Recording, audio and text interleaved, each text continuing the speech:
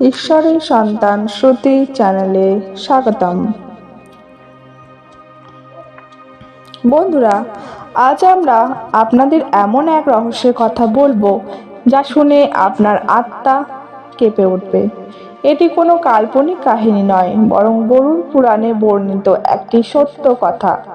বন্ধুরা, যখন কোনো মানুষ এই পৃথিবী ছেড়ে চলে যায়, তখন তার আত্মার প্রথম রাতটি কেমন কাটে, সেই আত্মার সামনে কে আসে, সে কেমন অভিজ্ঞতা লাভ করে, আর সবচেয়ে বড় কথা হলো সেই রাতে আত্মার সঙ্গে ভগবান বিষ্ণু ও যমদূতের কি সম্পর্ক থাকে।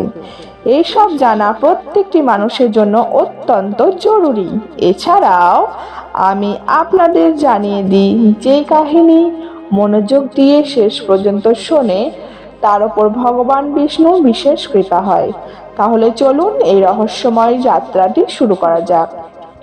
বন্ধুরা, কখনো কি ভেবে দেখেছেন, যখন কোনো ব্যক্তির শেষ নিঃশ্বাস বেরিয়ে যায় তখন সে কেমন অনুভব করে?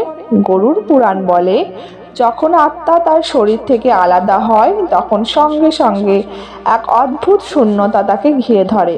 তখন আত্মার কাছে তার শরীর থাকে না। সে ছুতে চায়, কথা বলতে চায়, কিন্তু চাইলেও কিছু করতে পারে না। তার হাত শূন্য ভেসে থাকে। সে আপনজনদের জড়িয়ে ধরতে চায়, কিন্তু পারে না। সেই সময় বাড়ির দৃশ্য হয়ে ওঠে অত্যন্ত বেদনাদায়ক। আপনজনেরা কান্নায় ভেঙে পড়েন। কেউ মৃতদেহকে ছুঁয়ে কাঁদতে কাঁদতে বলে, ওঠো, আমাদের ছেড়ে যেও না। কেউ ডাক্তারকে ডাকে, কেউ আবার ঈশ্বরের কাছে প্রার্থনা করে, কিন্তু আত্মা নিঃশব্দে দাঁড়িয়ে সবকিছুই দেখছে। ভাবুন তো, কতটা অসহায় বোধ করে আত্মা। সে চিৎকার করতে চায়, আমি এখানে আছি, আমি এখনো বেঁচে আছি, আমাকে ছেড়ে যেও না। কিন্তু তার আর্তনাদ কেউ শুনতে পায় না। প্রথম রাতটি আত্মার জন্য সবচেয়ে কঠিন হয়, কারণ তখনই তাকে তার সমগ্র জীবনের স্মৃতি দেখানো হয়।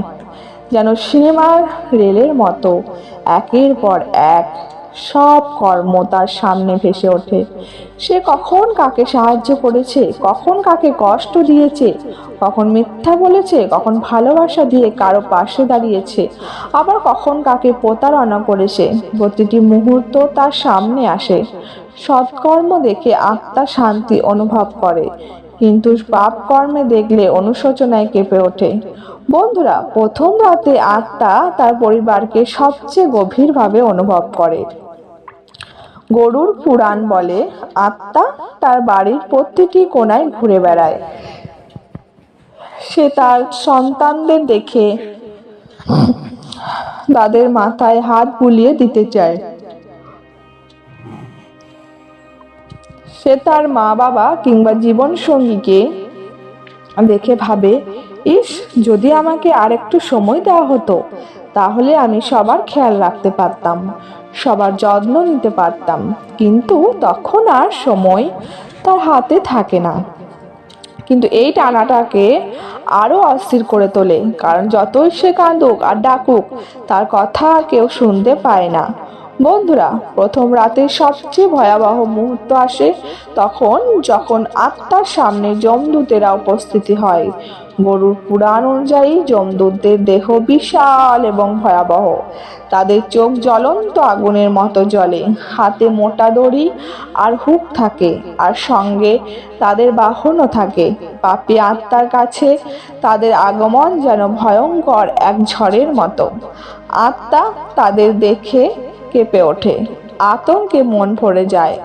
কিন্তু বন্ধুরা, যারা জীবনে সৎকর্ম করেছে, যাদের মনে ভক্তি আর দয়া আছে, তাদের সামনে সেই একই যমদূত শান্ত কণ্ঠে বলেন, ভয় পেও না, তোমার যাত্রা এখন শুরু হতে চলেছে, প্রস্তুত হয়ে যাও। এরপর আত্মাকে একটি পথ দেখানো হয়। এটি কোনো সাধারণ পথ নয়। গরুড় পুরাণে বলা হয়েছে, এই পথ নানা রূপ ধারণ করে। কখনো এটি অন্ধকারে ঢেকে যায়, যেখানে আত্মা কিছুই দেখতে পায় না। কখনো তো আগুনের মতো দাও দাও করে জ্বলে ওঠে, যেখানে আত্মার সূক্ষ্ম শরীর দগ্ধ হতে থাকে।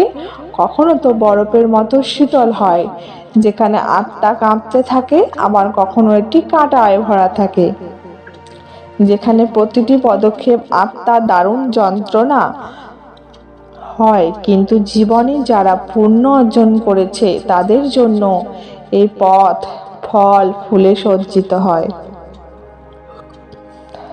তাদের সামনে দেবদূতেরা আবির্ভূত হয়ে পুষ্প বৃষ্টি করতে করতে আত্মাকে স্বাগত জানায়। তাদের আলোর পথ দেখানো হয়, যেখানে থাকে শান্তি ও আনন্দের অপার স্রোত। বন্ধুরা, প্রথম রাত্রি সবচেয়ে রহস্যময় এবং সংবেদনশীল হয়। শেষ প্রহরে যখন পুরো ঘর গভীর নিদ্রায় ডুবে থাকে, তখনই আত্মা সবচেয়ে বেশি অস্থির হয়। সে নিজের দেহের দিকে আকৃষ্ট হয়, প্রিয়জনদের দিকে তাকায় এবং ভাবে, ইস, কতই না ভালো হতো যদি আমাকে আর কিছু সময় দেওয়া হতো। কিন্তু নিয়তির নিয়ম হলো, সময় শেষ হলে আত্মাকে যেতেই হবে, তাতে যেভাবেই হোক। গরুড় পুরাণে লেখা আছে যে আত্মা প্রথম রাতে নিজের কর্ম দেখে অনুশোচনা করে। সে পরবর্তী 11 দিন ধরে বারবার ভগবানকে স্মরণ করে, আর যে ভগবান বিষ্ণুকে স্মরণ করে তার পথকে স্বয়ং ভগবান আলোকিত করেন।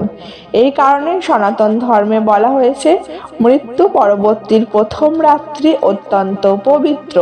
সেই সময় পরিবারের দ্বারায় করা মন্ত্র উচ্চারণ, দীপদান আত্মাকে শক্তি ও শান্তি প্রদান করে। তাই বন্ধুরা, যখনই আপনাদের কোনো প্রিয়জনদের মৃত্যু হয় বা হবে, সেই প্রথম রাতে প্রদীপ জ্বালাতে ভুলবেন না।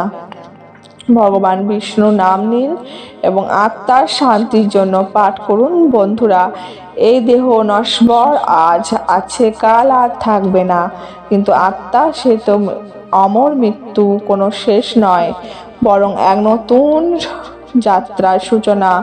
গরুড় পুরাণ আমাদের এই শিক্ষা দেয় যে জীবনে প্রেম করো, দয়া করো, কারো হৃদয়ে কষ্ট দিও না,